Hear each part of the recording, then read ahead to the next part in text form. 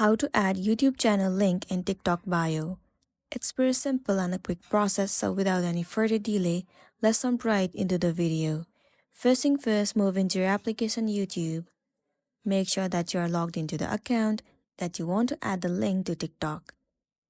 Once you're in the homepage of YouTube, now you need to head over to You at the bottom right corner of the screen and then click on View Channel right over here. Once you've landed on this page, click on this three-dot icon at top right corner. Simply tap on Share and then click on Copy Link.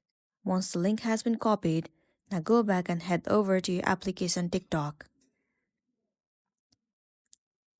Once you're in this page, head over to Profile at the bottom right corner of the screen.